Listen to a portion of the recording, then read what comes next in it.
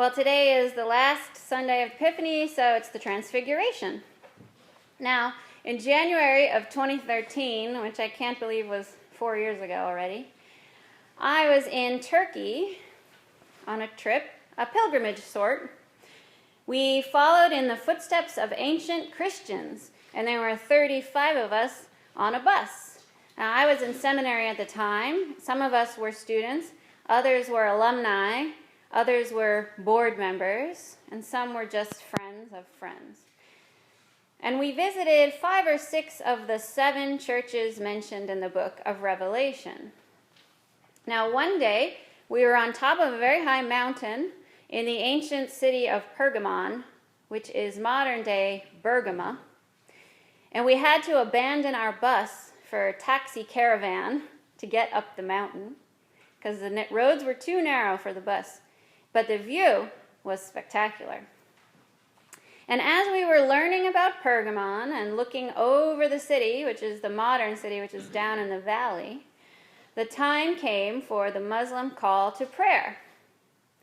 So there were maybe 7 or 8 mosques down in the valley. And they all started the call at the same time. 8 different voices calling out 8 different chants, all in one city.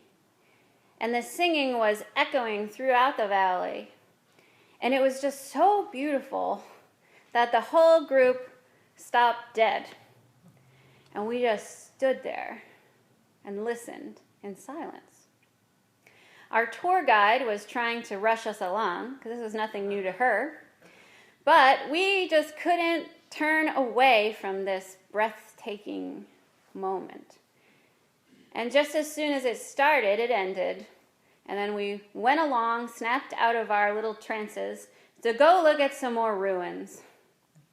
When I got back, I said I was ruined for ruins. Personally, I was deeply moved by this holy experience. Listening to our brothers and sisters in Abraham getting ready to pray was such a wonderful moment. It was this moment of perfect harmony. A friend of mine recorded it on her iPad, because of course, why wouldn't she? And then later in the hotel, we watched the video, but it was nice, and it wasn't the same thing. But that is human nature. We want to capture that moment and hold on to what's beautiful and then keep it for ourselves. And this doesn't only happen on vacation. That's an exaggerated version of that. Or if I see another picture of someone's dinner on Facebook, I'm going to puke. As I was looking at all the pictures I took in Turkey, hundreds of them, after a while I thought, wow, I took a lot of pictures of rocks. The same thing over and over. Why did I take a picture of that? And why doesn't it look the same now than it looked when I was there? And that's what can happen when we live our lives through the camera lens. We often miss out on the real beauty in front of us. And of course, they didn't have cameras in Jesus' time, but it's still the same thing in the story. Matthew writes that Jesus' face shone like the sun and his clothes became dazzling white. And that's not a very descriptive image. It leaves a lot to your imagination. Besides the fact that Matthew wasn't actually there, he's repeating a story that he's heard many times. And I'm sure Peter, John, and James were a little more descriptive with their description. But no matter how much they could try to describe what Jesus looked like when he changed, they never would be able to. It's one of those holy capitalized moments that defies human explanation. But Peter tries to capture it. He wants to build 3 dwelling places for Moses, Jesus, and Elijah. He wants to capture the holy and leave them up on the mountain so that he can go look at them whenever he wants. But God steps in and says, "Shut up, Peter." He doesn't say that. God says, "This is my son, my beloved, with whom I am well pleased. Listen to him." And only after that is Peter silent. And this is the key. Listening. We talk a lot. Sometimes we talk too much before church starts. Rule of thumb, when the candles are lit, the mouth gets zipped. It rhymes. Candles are lit, the mouth gets zipped. We like to talk. We debate a lot. We yell a lot. And awkward silences are often filled with idle chatter because we feel uncomfortable. But are we really saying anything? A few years ago, the Bishop of Long Island asked all the clergy to write a short essay about their ideas on mission. And lucky for me, I wasn't ordained yet, so I dodged that bullet. But I had read a book for seminary about that dreaded E word, evangelism. We tend to have a vision of evangelism that makes us uncomfortable. You know, the blowhard televangelist preaching damnation and exclusion, or the person on the street corner with the signs and pamphlets. But that is not what this author suggested. Evangelism needs to start with listening. Listening first to God and seeing how God's love affects our lives, how we've been shaped. And then after we listen, then we can go talk. Talk with other people. But listen also.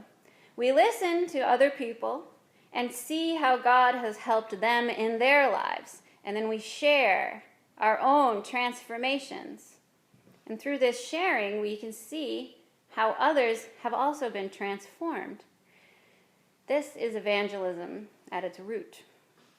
And we can do this with fellow Christians, but it's more important to talk to people of other faiths or other traditions, or people who have no faith, not to convert them, but to listen and learn. People who are different than we are. The only way to combat that fear and hate that is everywhere now, all this nonsense, is through love and listening and understanding. And that's hard work. It's easier just to ignore people who disagree with us. But trust me, we have more in common with each other than not. So we need to stop listening to the hateful rhetoric that we're getting thrown at us and start listening to each other. Now, no tent on a mountain can contain God, as Peter wanted. No matter how beautiful a piece of art is, it cannot convey the beauty of God. And no matter how great a recording device is, it's not going to capture the beauty of that concert you were at. The glorious presence of God that we feel in our lives can never be captured externally. But it can be held internally in our hearts and then shared with the rest of the world through our lives. Now, Jesus is transfigured on the mountaintop, and it's not when he's preaching or when he's healing someone. It's when he's gone up to the mountains to pray. Now, Lent starts on Wednesday, and it is the perfect predetermined time for prayerful reflection, for listening to God, and for blessed silence. When we calm our brains down and are still, we can really hear God and really be transformed. Once we're transformed, we can help others as well. Jesus tells the disciples to get up and do not be afraid after this experience. You've been transformed, which is a scary idea, but don't be afraid because it is for the good. Now, not everyone's going to have mountaintop transfigurations like Jesus. Most of our transformations are more subtle. And no recording of those prayer calls that I heard on the mountain in Turkey will ever convey how beautiful that moment was and what I felt in my heart on that day. That moment when 35 pilgrims were stunned into complete silence. But when I'm still and when I'm listening to God, I can hear those prayers and feel what I felt on that day.